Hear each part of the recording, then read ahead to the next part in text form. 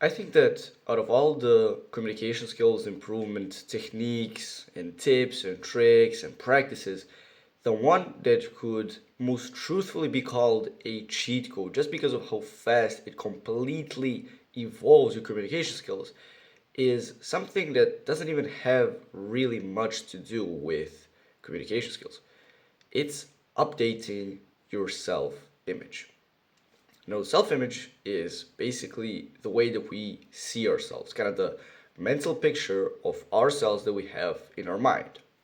Now, if that picture of yourself is someone like, let's say, who's not social, who's not confident, then when you go and you try to be social and confident, it's gonna feel like you're swimming upstream. It's gonna be extremely difficult. But if you update your self image to where you believe and you see yourself as a social butterfly, confident guy who can speak to anyone, instantly speaking to people, being social, is gonna be literally just like you're swimming downstream. It's easy. Whatever you do, it's like you're making progress and you're improving no matter if you're being more productive or less productive. It's just like swimming downstream. Now, the way exactly that this works is our minds kind of function as kind of like a tracker missile, right? What you do is you set it a goal consciously with your conscious mind. You set a goal to, for example, let's say, get good at social skills, right? And the kind of success mechanism that we all have in our minds, what it does is once you set the goal, it directs itself towards achieving that goal. And this is something that happens unconsciously. Like you do not consciously choose what you do, it just goes and it gets you to the end result. Kind of like, let's say I said I want to pick up this marker. If how it works is I set consciously the decision that I want to pick it up, and then I don't consciously choose, okay, I'm gonna now move the muscle of my shoulder and then extend my hand with my tricep in order to pick it up and then use my fingers.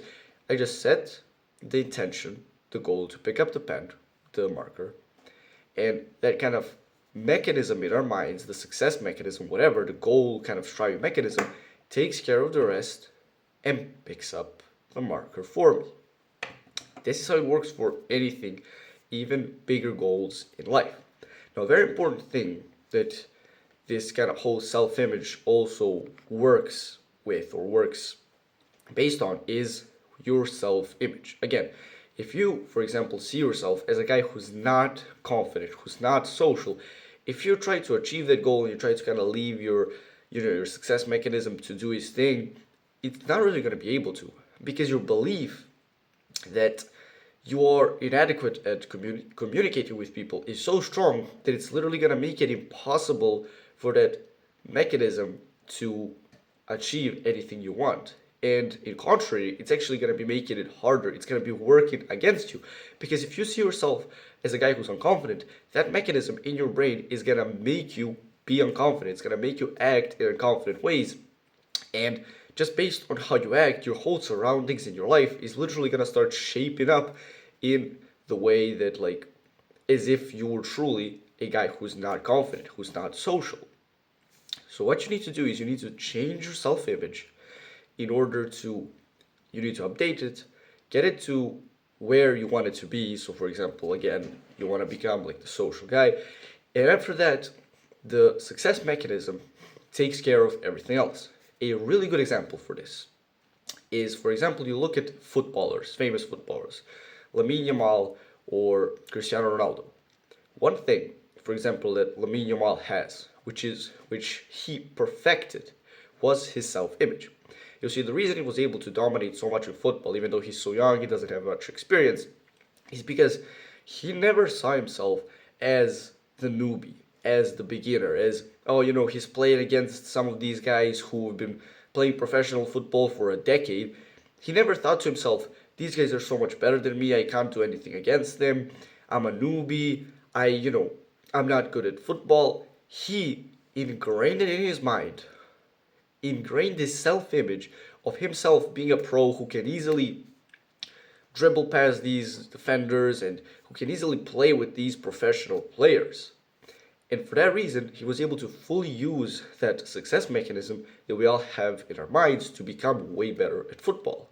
Because a lot of these footballers, when they start, they don't really have, they have the physical, they train really hard, they're really good at the game, but they don't actually have the mental set where it should be. And that's why they're not nearly as good at the game as they could be. This is another thing that I feel like Cristiano Ronaldo, Messi, all these pro players, they perfected this self-image where they know when they walk into the game, they already fully believe in their heads that they're the best player on the pitch, on the pitch, and that's why they can dominate so well. I actually had a really similar experience just a week ago. I was also playing football. It was for like this small league in my town. And for the first half of the match, I was really utilizing this whole kind of self-image thing. I was really visualizing myself kind of passing, dribbling the defenders, being really good, and the first half of the game was really well. It went really well. I played really good. But for the second one, for the second half, I started playing really horribly. Because what happened was I kind of started messing up that whole self-image of myself, the visualization, my confidence kind of went down, and again my self-image retreated back to what it usually is, which is I'm not that good at the game, and my play started reflecting my beliefs, and the second half of the game was I played it horribly. Now, how the self-image kind of gets formed in our minds is through mostly just past experiences and proof. Again, at the football game that I had a week ago, the reason in the second half of the game I started playing really horribly is by the end of the first half, I made a few mistakes, like pretty bad mistakes. And instantly, those experiences kind of started getting ingrained in my mind and creating a self-image of myself who doesn't know how to play, right? He started creating a self-image of a really bad player, and that's where I started reflecting with my play in the second half of the game. So, past experiences are like the biggest thing which shape this. If for your entire life you've been failing at things or you've been bad at social skills, you're just gonna adopt that self-image naturally. Now, the way that you fix this is, of course, the best one, probably the best one, not the quickest one, definitely the most difficult one, but I think the most effective one is probably to literally just go and create better memories. If you only memory of communication skills is you going out and being awkward and not being able to speak to anyone, then going out and speaking to people and actually having good interactions is the thing that's gonna, you're gonna stop building up that proof, that experience of being good, and your self-image is gonna update. Now, most people can't do this because you're too bad at speaking to people, which is why you have the self-image, the poor self-image in the first place. What you do in this situation is you utilize memory and imagination. All right? Think about this. Try thinking of some good memory that you had in the past.